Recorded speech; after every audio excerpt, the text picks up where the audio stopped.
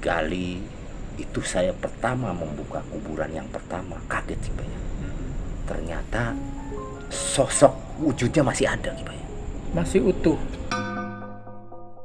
Assalamualaikum warahmatullahi wabarakatuh. Selamat malam dan selamat berjumpa kembali kepada Sobat Niat Malam. Dan saya doakan semoga kalian semua di malam hari ini dalam keadaan sehat walafiat, dimudahkan segala urusan dan dijembarkan rezekinya. Amin amin ya rabbal alamin. Sobat Niat Malam, kali ini Kang Idod akan bercerita tentang penggalian makam di sekitar kota Madia Cirebon yang konon katanya banyak sekali fenomena alam yang terjadi pada waktu itu. Dan untuk itu silakan Kang Idod. Assalamualaikum warahmatullahi wabarakatuh. Kejadian pembongkaran mayat ini Ibayan, Ya.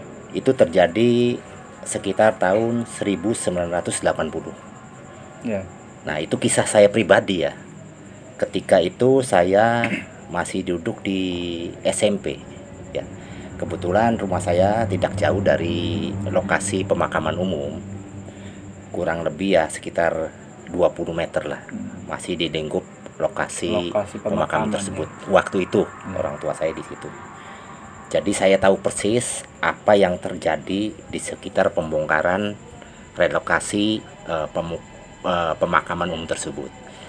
Jadi waktu itu ada kebijaksanaan dari pemerintah daerah untuk memindahkan makam-makam yang memang lokasinya di kota, dipindahkan ke luar. Dari daerah kota. Maksudnya itu akan digantikan untuk perkantoran dan instansi-instansi pemerintah. Nah, ketika ada pengumuman dari pemerintah untuk pembongkaran tersebut, maka diberikanlah waktu kepada ahli waris makam itu sekitar 3 bulan untuk dia memindahkan sendiri. Tapi saya tahu persis bahwa dengan pemindahan oleh ahli warisnya itu diberikan kompensasi berupa uang yang cukup untuk memindahkan, untuk menggali dan memindahkan ke suatu pemakaman. Dan pemakaman yang memang untuk pemindahannya sudah disediakan waktu itu. Nah, singkat cerita, waktu deadline untuk pembongkaran itu sudah dimulai. Nah, maka beberapa ahli waris makam yang memang sudah mendapat kompensasi uang pembongkaran dan untuk dimakamkan ke lokasi yang sudah ditentukan, itu sudah pada menggali, Bayan. Saya waktu itu memang masih kecil, sekitar duduk di SMP sih. Jadi layaknya anak-anak pengen tahu, saya selalu datang ke situ. Jadi saya lihat ke sana. Berarti itu diperlihatkan untuk umum ya Kang Idod? Jelas, iya, jelas. Karena memang itu makam itu luas, banyak. Bahkan di tempat tersebut mungkin ratusan makam. Ya, karena itu walaupun makam umum, tapi sudah terbentuk sejak zaman dahulu. Sudah lama sekali ya. Bahkan di situ juga kan banyak makam-makam kuno yang misalnya itu besar-besar. Nah, itu nggak tahu siapa ahli warisnya. Nah, awal saya melihat pembongkaran karena saya udah terbiasa di situasi makam, walaupun masih kecil. Jadi sepertinya ya biasa-biasa saja. Anak waktu itu senang aja gitu, senang. Mau tahu, penasaran. Tidak merasa takut atau risih gitu Kang Idod? Tidak, karena memang sudah terbiasa di dunia seperti itu, Ibayan. Nah, yang saya lihat ya semua memang hampir seluruhnya yang dibongkar itu memang tinggal tulang belulang. Nah, dari situlah kemudian dikumpulkan, dimasukkan ke suatu kotak ya yang dia sudah siapin seluruhnya. Akhirnya dibawa oleh keluarganya, dimakamkan ke tempat yang sudah ditentukan. Nah, itu 1 bulan pertama saya ngelihat tanah itu seperti sudah nggak beraturan. Karena tahu sendiri ahli waris yang mungkin dia menggunakan jasa orang ya untuk ini, asal dia dapat tulang dan tanah itu tidak diratakan lagi. Oh, jadi Ya, aut-autan. aut-autan. Gitu, nggak Ada yang diratakan lobang di kembali. sana, lobang di sini, bahkan gundukan-gundukan tanah hasil galian itu banyak sekali. Bau busuk yang itu yang saya tidak kuat waktu itu, luar biasa. Karena bukan semuanya jenazah di situ kan tulang belulang. Ada juga ada yang baru mungkin iya, ya. masih baru, mungkin masih setengah bulan, 1 bulan. Nah, itu juga harus dipindahkan. Nah, dari 1 bulan sudah berjalan, 2 bulan tambah ruwet karena orang menggali di sana, di sini, semua aktivitas itu hampir tiap hari penuh dengan ahli waris yang memang ingin menyelamatkan mungkin keluarganya, kakeknya, neneknya, ayah bundanya yang ada di situ untuk dipindahkan. Nah, sampailah hari deadline 3 bulan yang sudah ditentukan. Nah, di 3 bulan yang ditentukan karena memang masih banyak ahli waris dan tidak semuanya ada, Kibayan. Iya, otomatis ya. Nah, dari situ saya terus terang waktu masih kecil dengan keluarga saya, dan juga bukan saya aja yang tinggal di situ, banyak lah, masih ada sekitar 1 RW lah di situ. Itu pada awal sebelum pembongkaran, walaupun itu pemakaman umum, situasinya walaupun serem, hanya sekedar seram, layaknya pemakaman umum biasa. Kita sudah terbiasa dengan dunia pemakaman. Demikian juga tetangga-tetangga saya sudah biasa. Oh, berarti itu posisinya antara pemakaman umum dan kampung ya, berdempetan. Berdempetan ya. Di sekitarnya kan banyak perkampungan. Nah, sudah terbiasa kita dengan situasi baik tetangga saya, beberapa puluh rumah juga sudah terbiasa dengan kondisi dunia pemakaman. Walaupun memang ada yang meninggal baru, kondisi-kondisi sepi ataupun malam Jumat, walaupun ada sisi-sisi gangguan sedikit, itu menjadi suatu normal lah. Tapi setelah penggalian ini berbeda, Kibayan. Banyak sekali kejadian-kejadian memang yang itu tampak oleh saya sendiri maupun warga sekitarnya.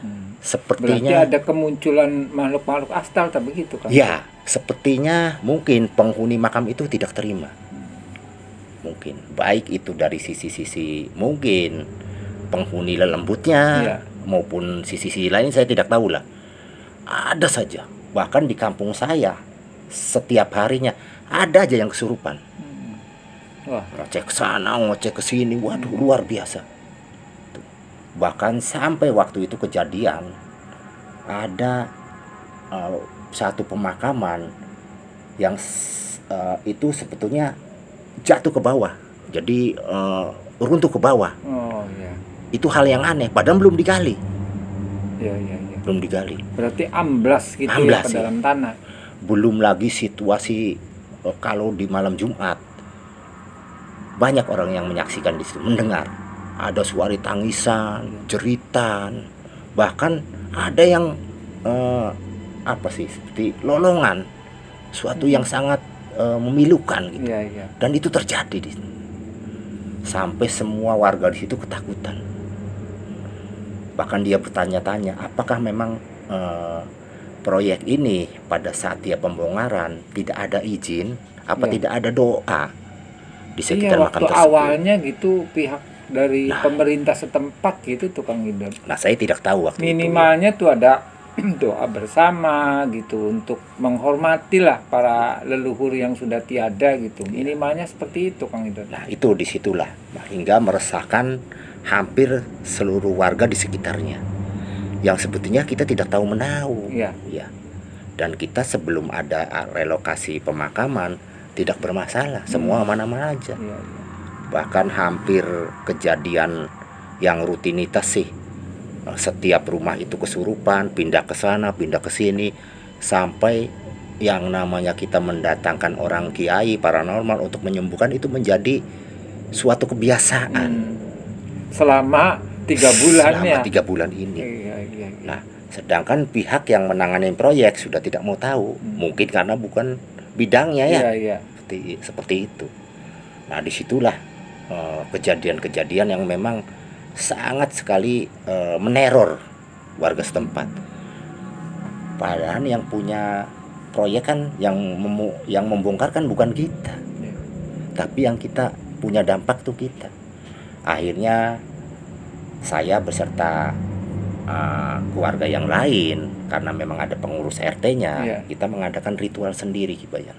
Oh, iya, iya. Ya, jadi agar mungkin diberikan kebaikan lah, baik bagi yang meninggal maupun bagi warga setempat. Maka kita mengadakan ritual sendiri, dipimpin oleh orang yang mumpuni waktu itu, dianggap seorang kiai lah. Iya, iya. Nah, di saat ritual tersebut, bahkan kiai tersebut dibukakan mata batinnya Kibayan, melihat bagaimana begitu banyaknya orang-orang yang meninggal di pekuburan itu dalam hal-hal bukan saja kebaikan, dalam kematiannya banyak sekali hal-hal yang buruk. Sampai kiai itu akhirnya sempat dia oleng, tidak sadarkan diri, karena dia bercerita kepada ketua RW-nya, ketua RT-nya. Akhirnya diadakanlah doa bersama. Nah, setelah itu alhamdulillah situasi agak reda. Nah, 3 bulan sudah berjalan, semua ahli waris yang memang sudah dikasih kompensasi dan dikasih surat untuk memindahkan itu sudah tidak ada lagi. Yang tersisa hanya gundukan-gundukan dan lubang-lubang yang sudah acak-acakan, bau busuk di mana-mana Kibayan. Ya mungkin itulah yang membuat situasi penghuni pemakaman kuburan itu bereaksi. Ya kalau istilah sekarang sih demo lah. Iya, demo mungkin. Demo. Nah, itu Ya. Kibayan. Ya, kita tidak tahu, mungkin seperti itu. Nah, dampaknya ke kita, ke warga yang terdekat. Mungkin kalau demonya manusia sih kita cuma hanya bisa ngelihat ya. Betul. Tapi kalau demonya makhluk-makhluk astral, ini ya otomatis yaitu mengganggu masyarakat setempat. Iya. Ya. Nah, karena memang sudah tidak ada lagi ahli waris yang istilahnya sih yang menggali, dianggap emang sisa-sisa yang ada di situ tidak punya ahli waris.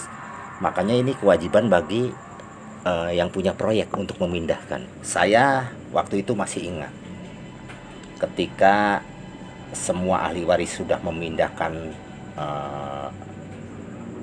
mayit-mayit dari keluarganya ke makam yang baru, tersisalah makam-makam yang memang disinyalir entah kemana ini ahli warisnya, sehingga itu kewajiban bagi kontraktor pemerintah daerah untuk menguburkan. Berarti setelah ahli warisnya menggali masing-masing itu berarti masih ada sisa gitu. Masih ya, banyak Kibayan, masih banyak, karena yang tersisa itu kuburan-kuburan yang sudah sangat tua. Oh, iya. Entah kemana ini orang keturunannya ini.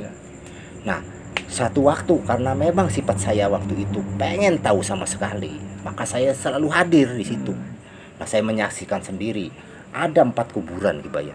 Ya. Setelah digali, ternyata tidak ada mayatnya. Tidak ada mayat. Tidak ada mayatnya. Saya apa? Yang ada itu kalau saya lihat istilah sekarangnya sih gaman, senjata. Oh, senjata.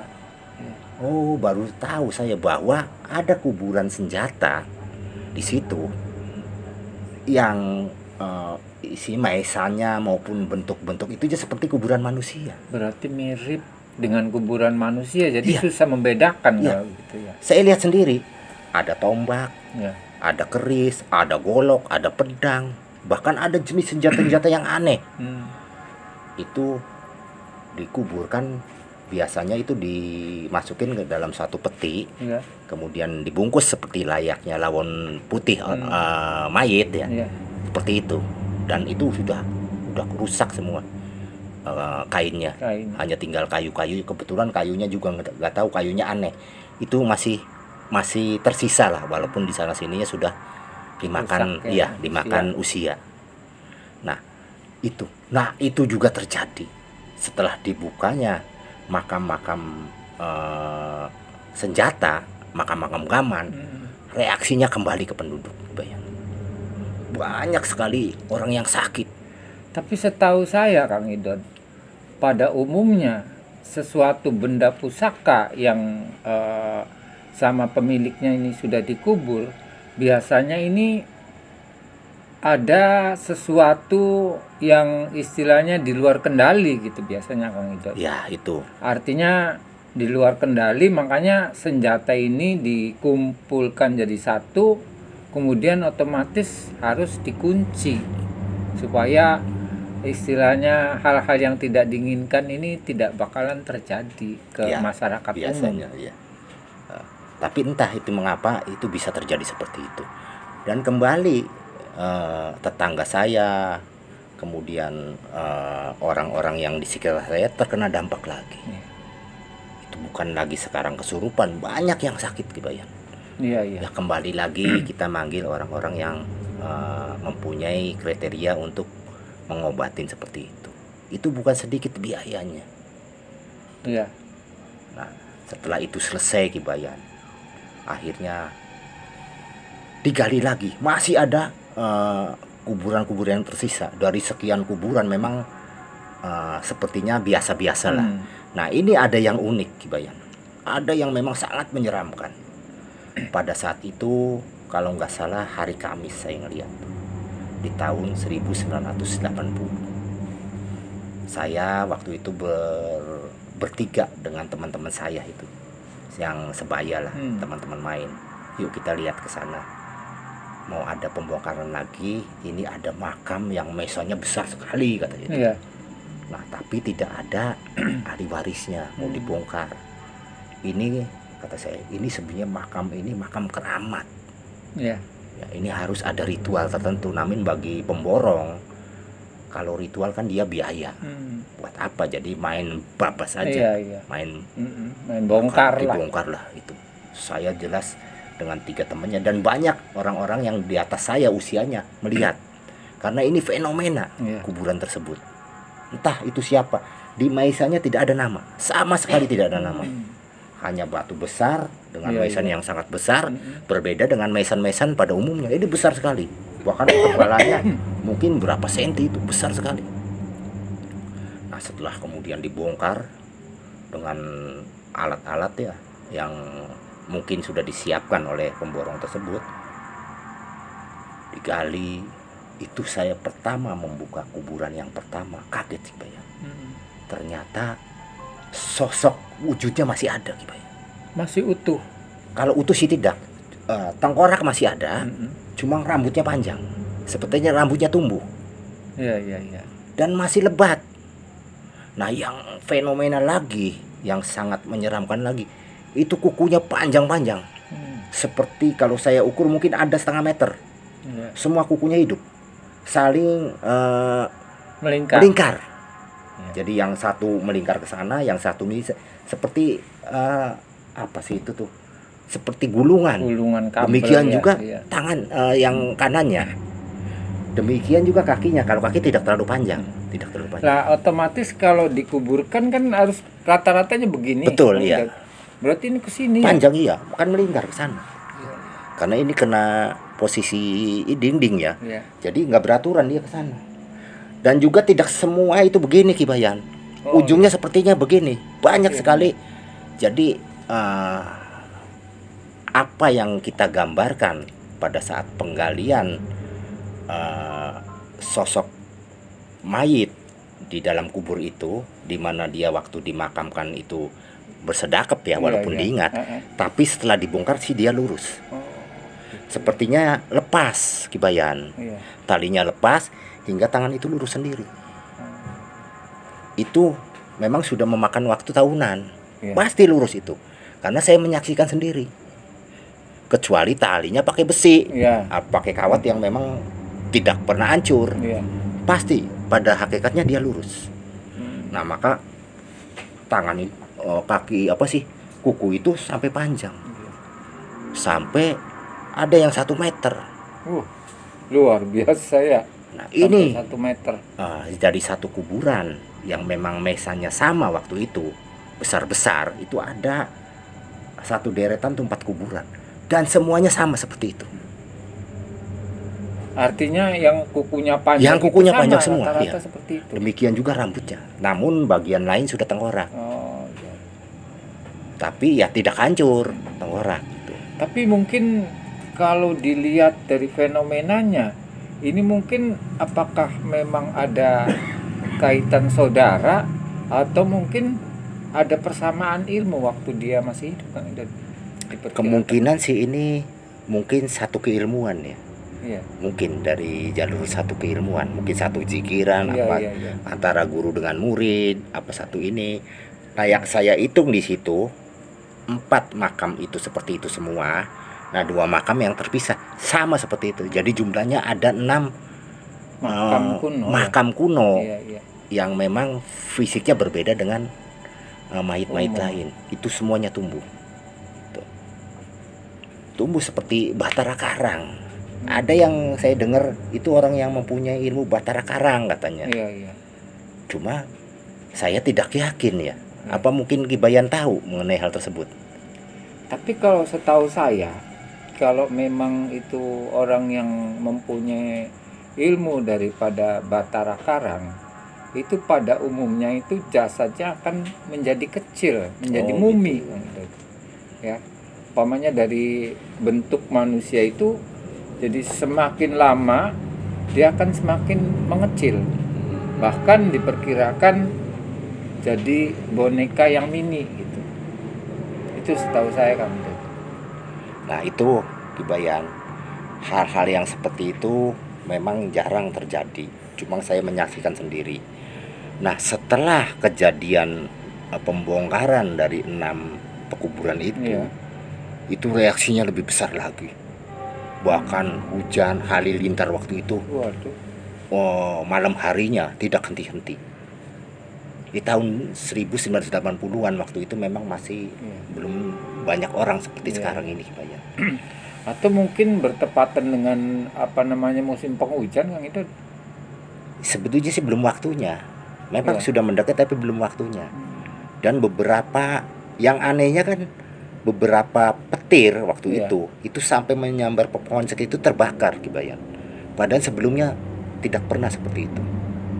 Itu setelah kejadian pembongkaran 6 makam ini. Keramat itu ya. Akhirnya pengurus RW yang di tempat saya itu harinya mengadakan protes lah, mengadakan himbauan kepada aparat tersebut yang berwenang ya untuk mengadakan ritual kembali, menghormatin lah bagaimanapun, walaupun dia memang sudah meninggal, mungkin jasa-jasa dia sebelumnya mungkin banyak manfaat bagi orang-orang di masa lalu, ya wajib kita hormatin. Nah itulah makanya akhirnya disetujui. Nah kita mengadakan tahlil selama 1 minggu. Nah alhamdulillah bekas berkat dari masukan pengurus kampung saya maupun dari DKM waktu itu, DKM setempat, kita mengadakan rembukan, maka khusus 6 makam tersebut dipindahkan dengan posisi pemakaman yang layak, seperti pada saat ada orang meninggal yang baru gitu. Kita mengadakan lagi ritual. Alhamdulillah mungkin wallahu alam, kita tidak tahu fenomena kejadian seperti itu. Di balik kejadian itu mungkin ada hikmahnya, Ki Bayan. Bisa jadi mungkin orang-orang tersebut dipelihara jasadnya dari mungkin dari hal-hal yang memang untuk menghancurkan fisik. Itu mungkin berkat cikiran dia, mungkin berkat hati dia yang memang selalu ingat kepada Allah, hingga terpeliharalah jasadnya. Jadi bukan lagi pahala maupun nilai-nilainya, termasuk jasadnya juga terpelihara. Wallahu alam itu juga. Ya kemungkinan sih bisa aja seperti itu, kan. Nah, disitulah apa yang pernah saya alami di tahun 1980 di awal pembongkaran sampai saya mengalami hidup yang sekarang. Hasil dari pembongkaran makam itu berdirilah perkantoran-perkantoran Ki Bayan. Iya, iya. Namun bukan begitu saja ya, setelah perkantoran itu awal dibuka, ternyata banyak juga gangguan-gangguan yang terjadi di kantor tersebut. Tapi ya namanya manusia penuh dengan ikhtiar ya. Iya. Beberapa kali didatangkan orang-orang yang memang mumpunin, kemudian doa, dan alhamdulillah akhirnya sekarang sepertinya sudah agak ada perubahan gitu. Iya. Itu banyak kejadiannya. Sampai waktu itu saya masih ingat ketika saya menjelang masuk ke SMA juga sudah terbentuklah kantor-kantor. Karena saya juga masih posisi rumah di situ. Iya. Itu banyak juga pegawainya, pegawai-pegawai pemerintah yang memang melihat fenomena-fenomena kegaiban. Bahkan kalau malam hari ketika penjaganya itu mau ke WC, dia menjerit, katanya melihat sesuatu. Ada aja. Berarti tetap aja istilahnya yang dimanfaatkan sebagai gedung pemerintah itu masih ada teror Iya, ya. teror. Nah, mungkin bisa jadi begini Ki Bayan. Di pekuburan itu kan penghuninya bukan saja jasad-jasad yang orang sudah meninggal. Bahkan makhluk-makhluk astral yang mungkin dari berbagai macam ras, seperti mungkin kuntilanak, genderuwo, itu kan dia menyukai tempat-tempat yang sunyi. Iya. Nah, jelas dia kan ada di situ. Iya. Mungkin sudah beranak pinak, berkoloni, berkeluarga. Sekarang pemakamnya dipindah ke sana. Apa dia juga pindah? Iya, Kan belum tentu. Ya. Benar. Bisa jadi dia bersikeras masih di situ dalam posisi alam yang berbeda, di mana alamnya kuburan sudah berganti menjadi gedung-gedung. Nah, alam sana kan nggak berubah Ki Bayan. Nah, mungkin menurut pemikiran saya yang sederhana ya. Jadi ya memang sebetulnya sangat disayangkan hal seperti itu, Kang. Padahal kan masih banyak tempat-tempat lain ya, istilahnya yang kosong. Jadi tidak ada dampak. Sedangkan kalau untuk bentuk kuburan sendiri ya itu tadi ya, banyak dampak-dampak yang ditimbulkan khususnya masyarakat setempat gitu yang sangat dirugikan. Ya, saya pribadi memaklumin. Memang situasi zaman sudah berubah Ki Bayan. Dahulu mungkin pekuburan tersebut ada di wilayah kota itu, mungkin dulu kan masih sepi Ki Bayan. Betul. Masih belum adanya jalan-jalan yang memang tertata, apa mungkin sedikitnya orang. Tapi zaman kemudian bergerak sampai sekarang ternyata sudah ramai. Dan itu memang dibutuhkan untuk tata kota. Nah, sisi lain manusia yang hidup juga perlu perluasan lebaran jalan. Yaitu Ki Bayan, kejadian-kejadian yang saya alami dari mulai tahun 1980 hingga sekarang memang banyak perubahan yang memang bermanfaat bagi manusia. Umumnya mengenai tata kota. Tapi sisi lain dari dampak-dampak penggusuran makam itu, dampaknya ke wilayah saya dan masyarakat saya. Nah, mudah-mudahan ini menjadi suatu hikmah bagi kita semua di dalam suatu kesulitan apapun, suatu yang memang dianggap sangat tidak lazim, ternyata di sini ada kebaikan yang luar biasa. Nah, itu saja yang bisa saya sampaikan perjalanan saya ini Ki Bayan. Baiklah sobat melihat malam, demikianlah satu cerita yang tentang pembongkaran pemakaman umum.